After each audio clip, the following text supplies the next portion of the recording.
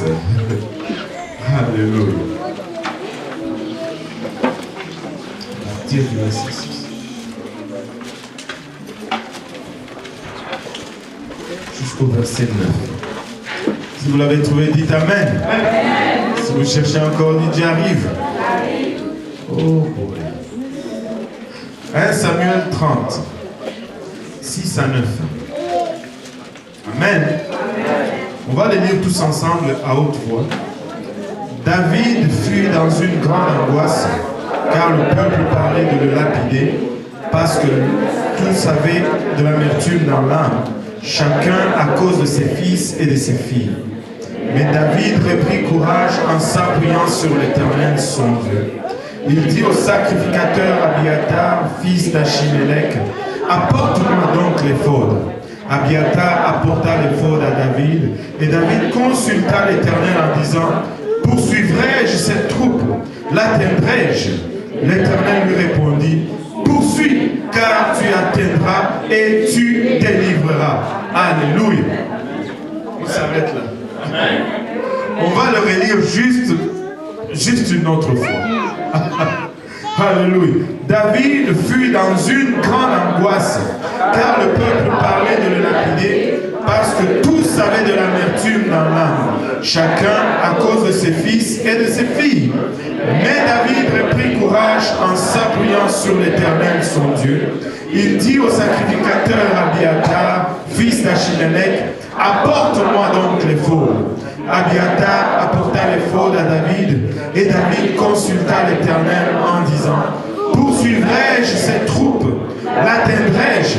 L'Éternel lui répondit, poursuis, car tu atteindras et tu délivreras. Regarde ton voisin, dis-lui, poursuis, car tu atteindras et tu délivreras.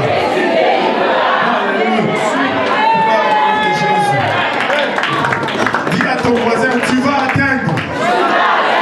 Dis à ton voisin, tu vas délivrer. Alléluia. Battez vos mains pour le Seigneur.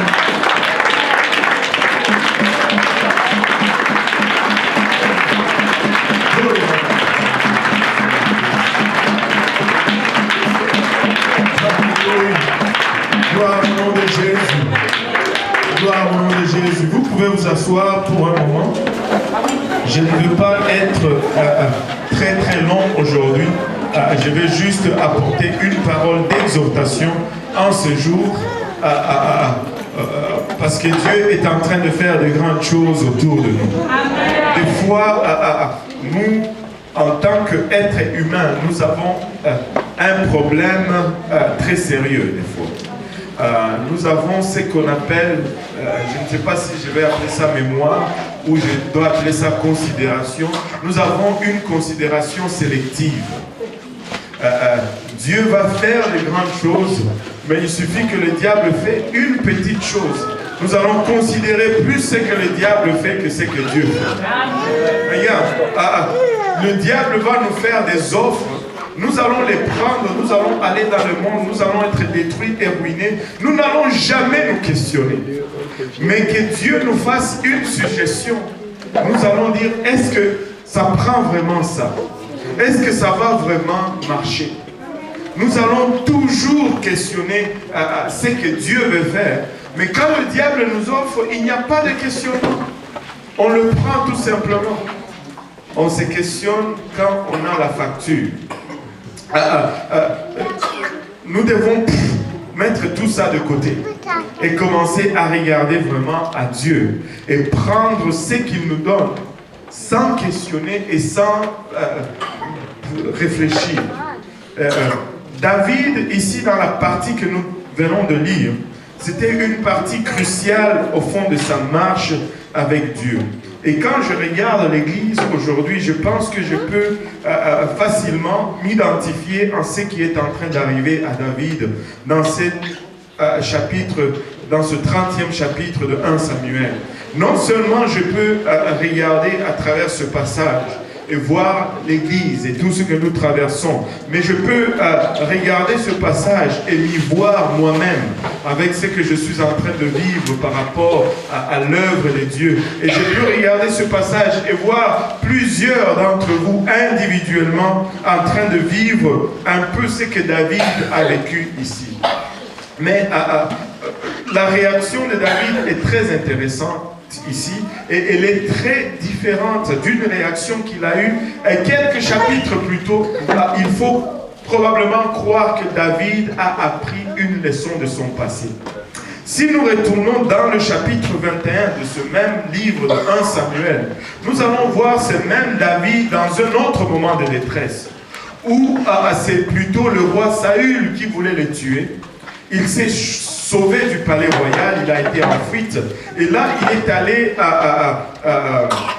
jusqu'à Nob. Si on lit David, plutôt 1 Samuel 21, la Bible nous dit David s'est rendu à Nob vers le sacrificateur Achimélec, qui a accouru effrayé au devant de lui et lui dit: pourquoi es-tu seul et n'y a-t-il personne avec toi? David répondit au sacrificateur Achimélec: le roi m'a donné un ordre et m'a dit que personne ne sache rien de l'affaire pour laquelle je t'envoie et de l'ordre que je t'ai donné. J'ai fixé un rendez-vous à mes gens maintenant. Qu'as-tu sous la main? Donne-moi 5 pains ou ce qui se trouve, ou ce qui se trouvera. Et David était plutôt en fuite.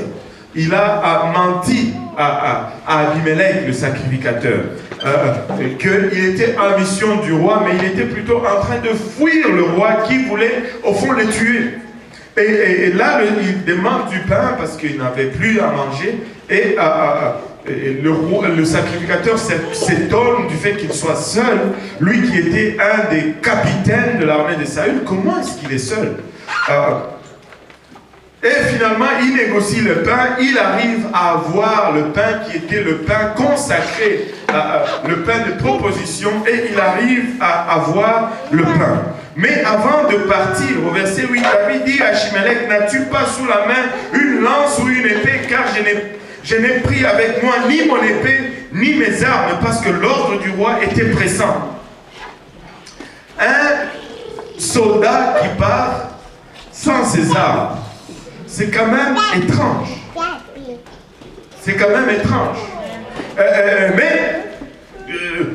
Il demande une épée ou une lance, car je n'ai pris avec moi ni mon épée ni mes armes, parce que l'ordre du roi était pressant. Le sacrificateur répondit: voici l'épée de Goliath, le Philistin que tu as tué dans la vallée de Térébinthe. Elle est enveloppée dans un drap derrière l'éphod. Que tout le monde dise derrière l'éphod. Derrière l'éphod. Si tu veux la prendre, prends-la, car il n'y en a pas d'autre ici. Et David dit: il n'y en a point de pareil, donne-la-moi. Et il est parti. Et si vous lisez la suite de l'histoire, vous allez voir que malgré qu'il avait l'épée de Goliath, cela n'a pas produit vraiment beaucoup de victoires ni de réussites dans sa vie. Parce qu'il s'est retrouvé par la suite dans les camps des Philistins, malgré l'épée de Goliath, à être accusé comme étant celui qui combattait le Philistin pour Saül. Et il a dû faire le fou pour se sortir du piège dans lequel il s'était retrouvé. Et l'épée ne lui a servi, au fait, à pas grand-chose. Et ce qui est encore plus étrange, c'est que quand Goliath avait cette épée, et que David est descendu contre Goliath, cette épée n'a pas produit de victoire pour Goliath. David a vaincu Goliath ayant son épée. Mais maintenant, il s'approprie de cette épée-là. Mais comment est-ce qu'il avait vaincu Goliath? Il avait vaincu Goliath parce qu'il n'est pas allé contre Goliath avec une lance, ni avec une épée, mais il est allé contre Goliath au nom de l'Éternel des armées. Mais là, il est en train de passer outre l'éphod, qui est l'outil de consulter l'Éternel. Il va prendre en arrière de l'éphod l'épée de Goliath. Et ça n'a pas résolu ses problèmes. Regarde ton voisin, dis-lui, consulte l'Éternel. Alléluia. Et quand il s'est enfoui de là, il s'est retrouvé finalement à ne plus être seul. Ses frères et d'autres gens se sont réunis à lui. Ils sont passés de 400 à 600 hommes, etc. Il est devenu toute une armée avec laquelle il s'est installé à Tiglath. À Tiglath, je devais dire. Maintenant, lorsqu'ils se sont installés à Tiglath, David a voulu, pour se protéger de Saül, continuer à avoir des relations avec les Philistins. Vous savez, des fois, nous avons ce raisonnement. Oh, parce que lui, il est l'ennemi de mon ennemi, donc il devrait être mon ami. Ça ne marche pas. L'ennemi de ton ennemi n'est pas nécessairement ton ami. Probablement David pensait qu'il allait plus être en paix avec les Philistins parce qu'ils étaient en guerre contre Saül et que lui aussi était en fuite de Saül. Il a voulu chercher par plusieurs fois, plusieurs moyens, se réfugier auprès des Philistins, jusqu'à ce que dans le chapitre 29, il devait partir, il était en accord avec le roi, il devait partir en guerre. Finalement, le prince des Philistins lui dit, mais c'est qui ça, David?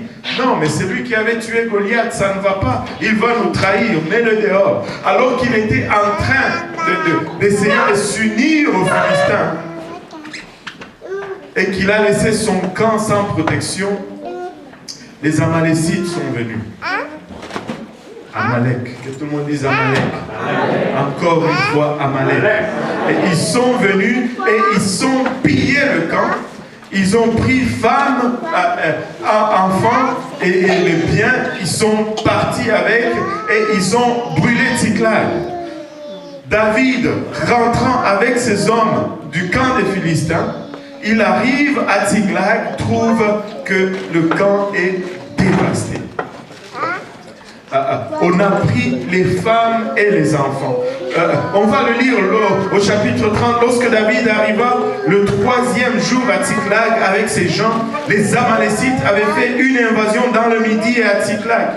Ils avaient détruit et brûlé Tiglath après avoir fait prisonnier les femmes et tous ceux qui s'y trouvaient, petits et grands. Ils n'avaient tué personne, mais les avaient tous amenés et s'étaient remis en route.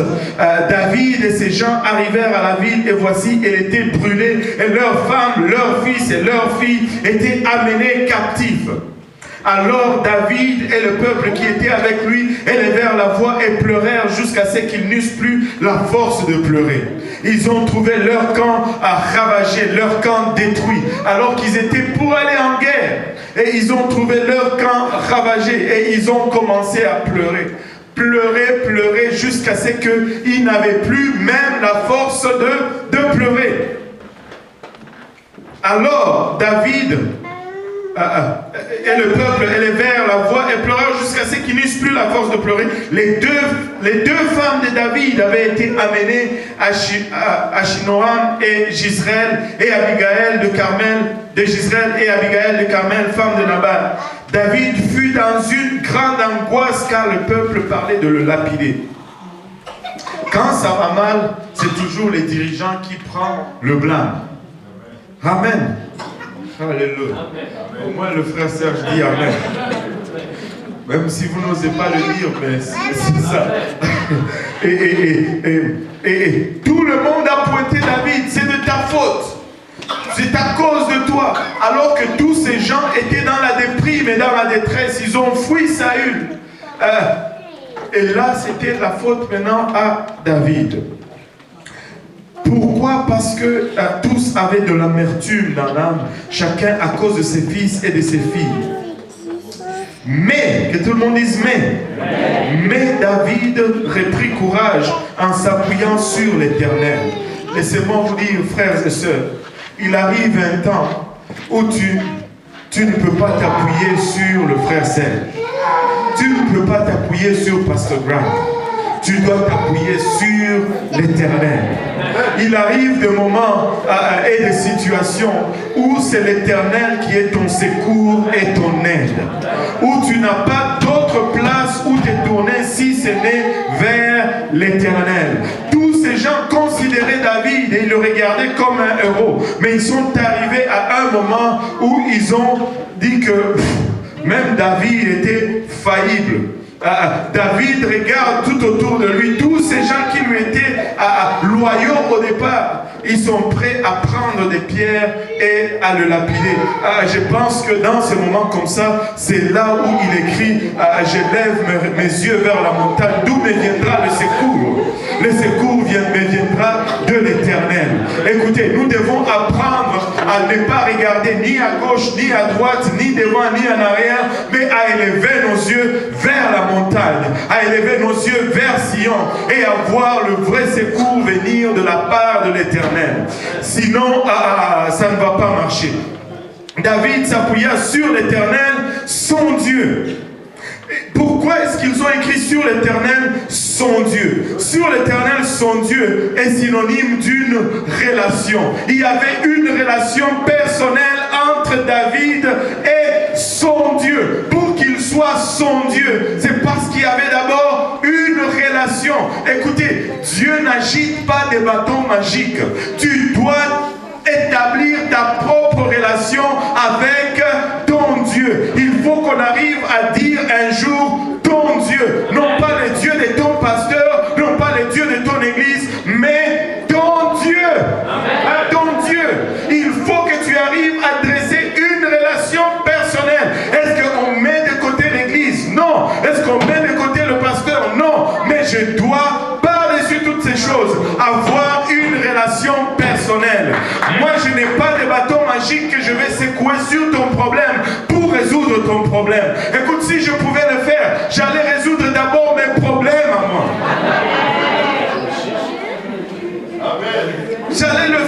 Je n'aurais pas de problème. Mais si tu établis une relation, si tu dresses une relation avec ton Dieu, qu'il soit ton Dieu, qu'on dise que c'est ton Dieu, les dieux du frère Luc, les dieux du frère Serge, les dieux de la sœur Karine, ou les dieux, que ça soit une affaire personnelle. Alléluia. Il dit au sacrificateur Abiatar, fils d'Achimélec, apporte donc l'éphod. Son discours devient différent ici. Il ne cherche plus une épée ou une lance. Il cherche l'éphod.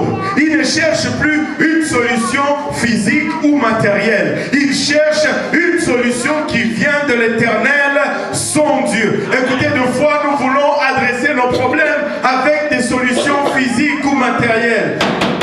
Nous devons nous saisir de la source de toute vie. Si nous nous saisissons de l'Éternel, nous allons avoir des vraies solutions durables. Écoutez, ce n'est pas compliqué cette affaire, ce n'est pas différent. Ça va être selon ce qu'il a écrit et selon ce qui est dit dans sa parole. Si tes actes ne concordent pas avec la parole de Dieu, ce n'est pas la volonté de Dieu.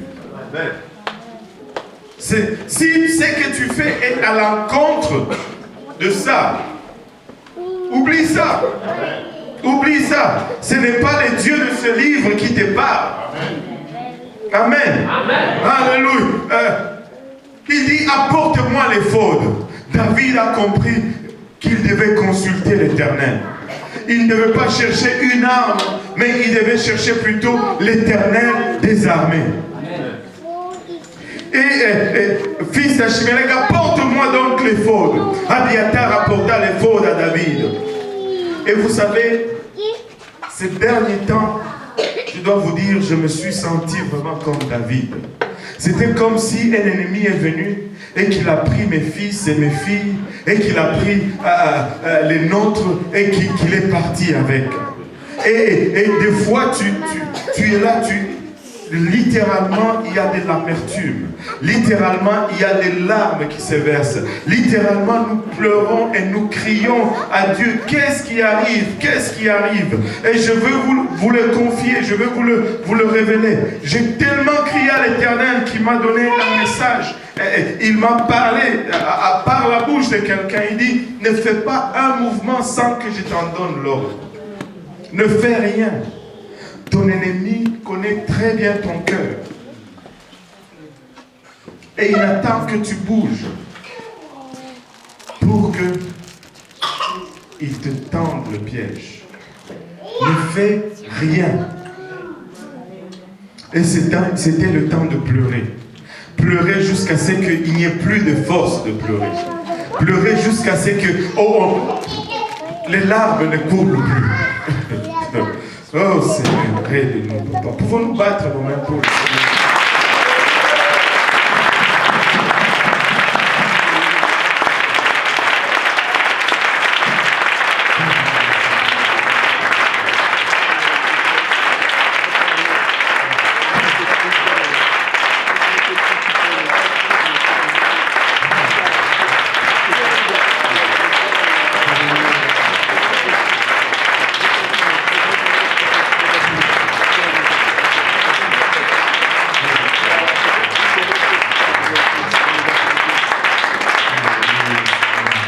David consulta l'Éternel en disant: poursuivrai-je cette troupe?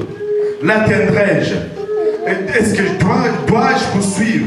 Si je poursuivais, est-ce que je vais l'atteindre? Et la réponse du Seigneur a retenti claire comme de l'eau de roche. Poursuis. Regarde ton voisin, dis-lui: poursuis. Tel est l'ordre de l'Éternel. Poursuis. Poursuis, car tu atteindras et tu délivreras. Et c'est ce que l'Éternel est en train de dire à l'Église aujourd'hui. Poursuis, car tu atteindras. Poursuis, car tu délivreras. Tout ce que l'ennemi a arraché, nous pouvons poursuivre. Nous allons atteindre et nous allons délivrer. Écoutez, alléluia. Ne vous trompez pas sur l'apparence des choses. Ne vous méprisez pas sur ce qui arrive ou ce qui transparaît. L'Éternel dit: poursuis, poursuis, poursuis parce que tu vas atteindre. Poursuis parce que tu vas délivrer. Tout ce que l'ennemi a pris captif, l'Éternel va nous le rendre. Non seulement il va nous le rendre, nous allons sortir de là avec d'autres prisonniers et d'autres captifs. Nous allons reprendre les butins, non seulement que l'ennemi a pris ici chez nous, mais même les butins qu'il a pris d'ailleurs, dans Juda et dans Sika, parce que c'est ce qui est arrivé ici. C'est ce qui est arrivé ici.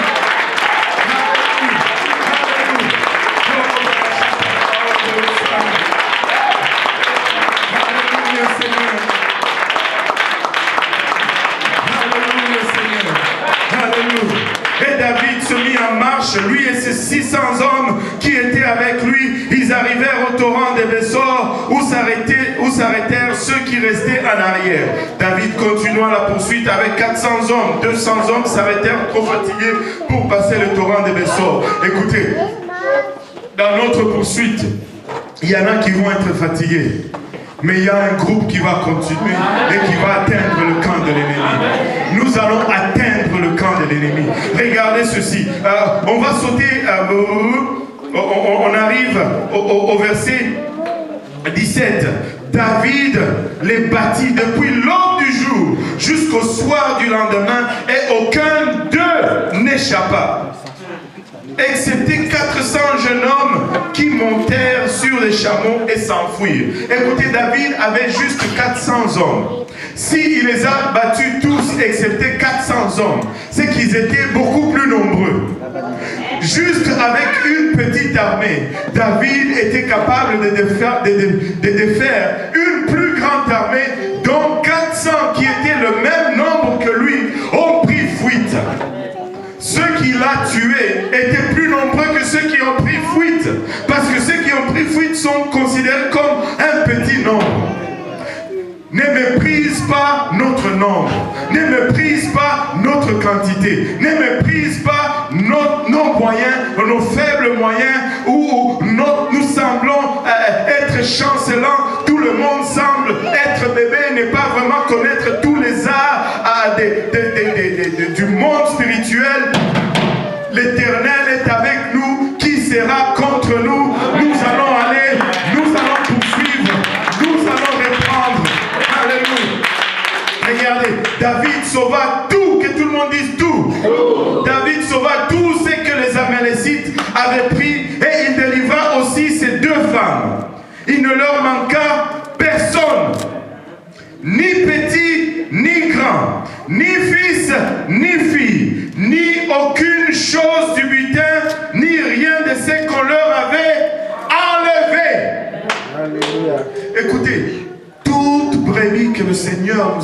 confié, nous allons les récupérer. Nous allons les récupérer.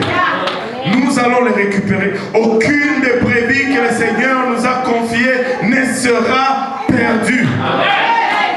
Ne sera perdue. Aucune de ces brebis ne sera perdue. Même si l'ennemi est entré dans le camp alors que nous étions en guerre, nous allons sortir, nous allons poursuivre et nous allons récupérer tout ce qu'il a pris. Alléluia. Nous allons récupérer tout ce qu'il a pris. David ramena tout.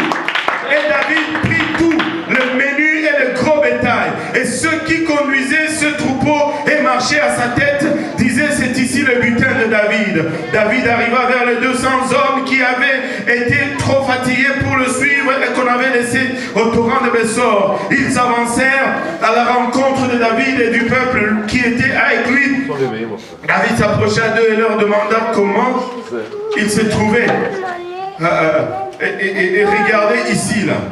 Ça, on revient dans le monde dans lequel nous vivons. Amen. Tous les hommes méchants et vils parmi les gens qui étaient allés avec David prirent la parole et dirent: quoi? Vous voulez dire que ces gens qui sont partis avec David, ces gens qui ont été des héros et des braves, ces gens que l'Éternel a utilisés pour délivrer tous ceux qui étaient pris, il y avait des méchants et des vils parmi eux? Oui. Oh, dans l'église? Oui. Vous l'avez lu, non? Ils étaient tous allés. Ils étaient parmi les 400. Pourquoi Dieu ne les a même pas fait mourir à la guerre là? Non. Ils vont être là jusqu'à la fin. C'est pour nous assurer que nous marchons dans le droit chemin. Amen. Aïe, aïe, aïe. On a au moins 2 amen. Amen. Okay. Alléluia. Même l'armée de David qui a consulté l'Éternel, qui a entendu de la part de l'Éternel, il y avait aussi des problèmes au milieu de cette armée. Mais ça n'a pas empêché la victoire.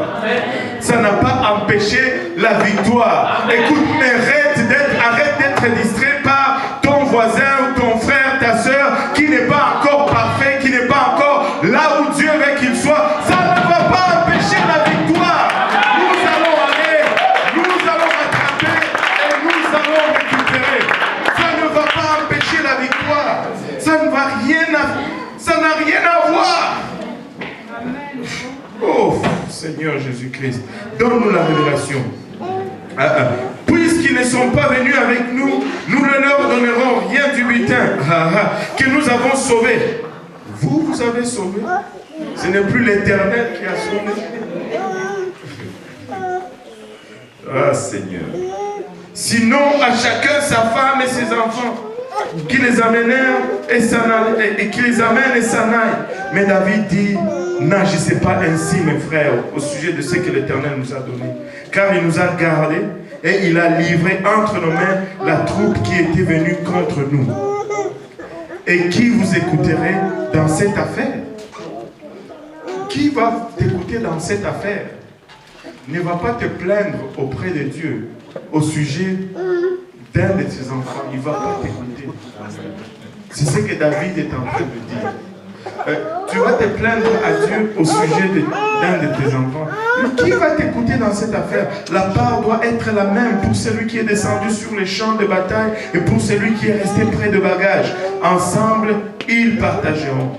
Et si vous continuez à lire, vous allez voir que David a récupéré non seulement ce qu'ils ont pris à Tiglag,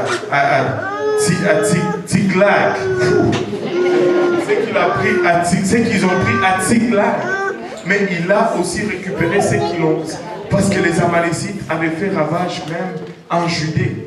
Ils ont ravagé la Judée, ils ont ravagé Bethléem, ils sont descendus à Tiglag, ils ont ravagé Tiglag. Mais quand David est allé, il a tout récupéré. Quand nous allons aller, nous allons tout récupérer. Même ce que le diable a ravagé à l'est, à l'ouest, à l'extérieur de chez nous, nous allons récupérer ainsi bien ce qu'il nous a pris à nous. Écoutez, vous allez voir Dieu faire des choses auxquelles vous ne vous y attendez même pas. Parce que le Seigneur me l'a fait voir. Dites à ton voisin, nous allons récupérer.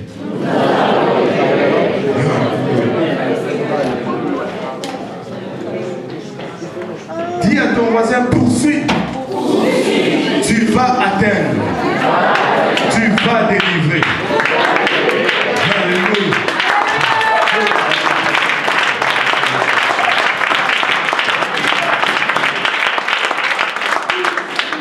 Et après, David a distribué les butins à tout le monde. De retour à Tziklag, David envoya une partie du butin aux anciens de Juda, à ses amis, en leur adressant ces paroles. Voici pour vous un présent sur le butin des ennemis de l'Éternel.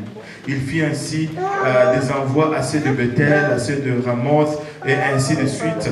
Et il a retourné tout ce qu'il a récupéré. Écoutez, le diable en a tellement fait ces derniers temps. Et je vois certains d'entre vous des fois dans le désarroi. Vous dites, je ne m'attendais pas qu'une telle chose arrive. Mais malheureusement, nous ne sommes pas à l'abri de ces choses. Mais une chose est certaine, c'est que nous allons poursuivre. Et nous allons rattraper et nous allons délivrer. Peu importe ceux qui sont captifs, nous allons poursuivre. Nous allons rattraper et nous allons délivrer. Telle est la parole du Seigneur pour cette assemblée. En nous levant tous ensemble. Alléluia. Regarde une fois encore ton voisin. Dis-lui, poursuis. Tu atteindras.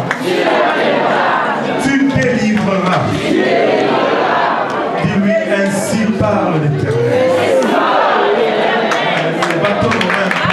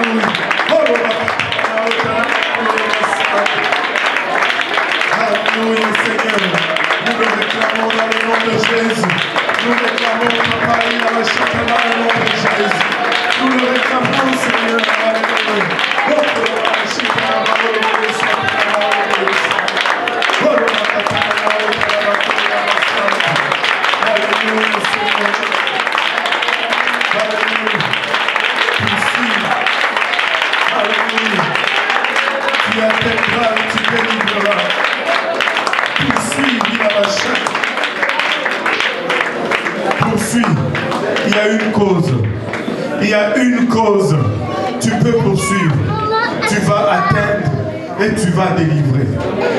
Tu peux poursuivre. Appuie-toi sur l'Éternel. Ça ne va pas être avec des armes charnelles. Ça va être plutôt avec des armes spirituelles. Nous ne luttons pas contre la chair et le sang, Poursuis seulement, tu vas atteindre et tu vas délivrer.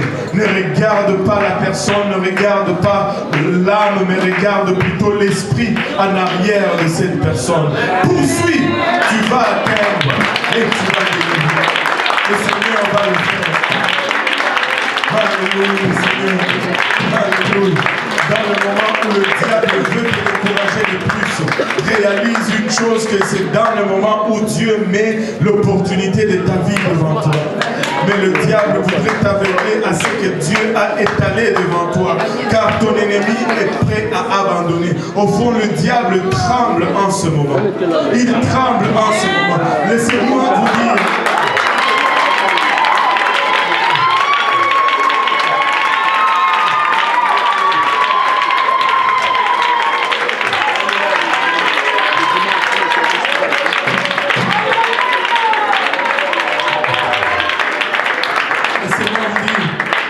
Jéricho était en train de trembler alors qu'Israël était encore en train de traverser la mer Rouge.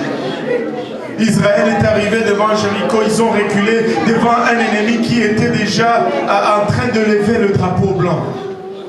Quand ils sont, après avoir passé du temps dans le désert, certains d'entre nous, nous passons du temps dans le désert. Pourquoi? Parce que nous n'écoutons pas l'ordre de l'Éternel. Si tu écoutais seulement l'ordre de l'Éternel et que tu consacrais ta vie, au lieu de t'accrocher au matériel, à l'épée de Goliath, laisse tomber ces choses. Accroche-toi à la parole de Dieu. Obéis. Il y a certains d'entre nous qui sont juste à une consécration d'une grande victoire familiale en ce qui concerne l'œuvre de Dieu et le salut dans leur famille. Mais tu luttes, tu hésites. Il n'y a rien. C'est ça. Si tu écoutes seulement la parole de Dieu et que tu la mets en application, tu vas rentrer dans la terre promise d'une façon victorieuse. Amen. Jéricho n'avait pas besoin d'attendre 40 ans avant que le mur s'écroule. Si Jéricho a attendu 40 ans, c'est à cause de la désobéissance des enfants d'Israël.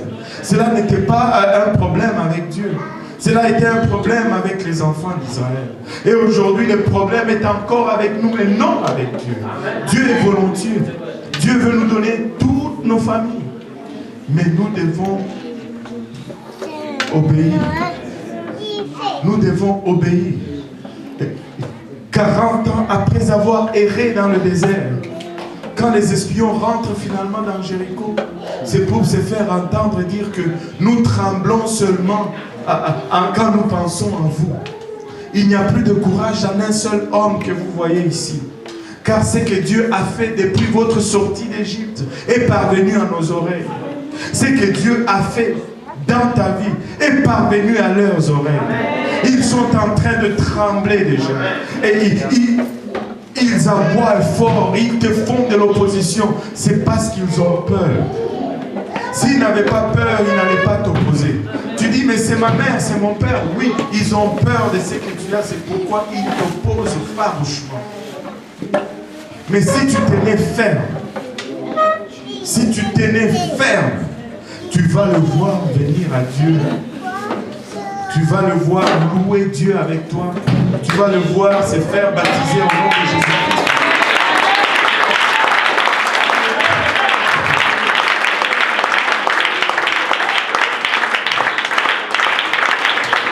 Au lieu de rire de toi alors que tu parles en langue, ils vont parler en langue avec toi.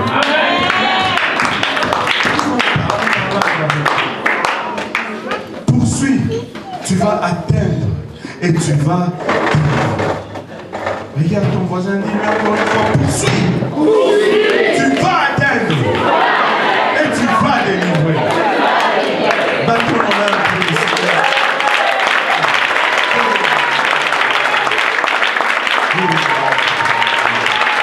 Oh Seigneur Jésus-Christ. Merci Seigneur pour ta grâce. Merci Seigneur pour ta bonté. Merci Seigneur pour ta miséricorde. Merci Papa pour ton esprit en nous.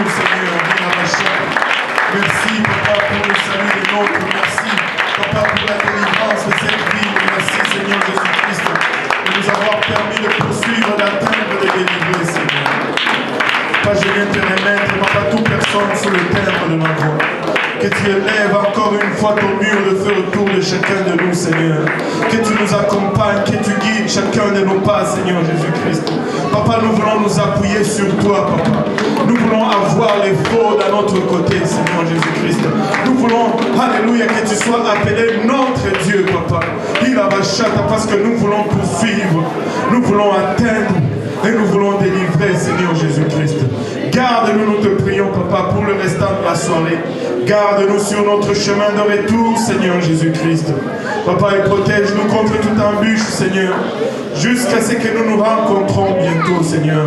Et avec action de grâce dans nos cœurs, nous te prions au nom de Jésus, nous disons tous au nom de Jésus.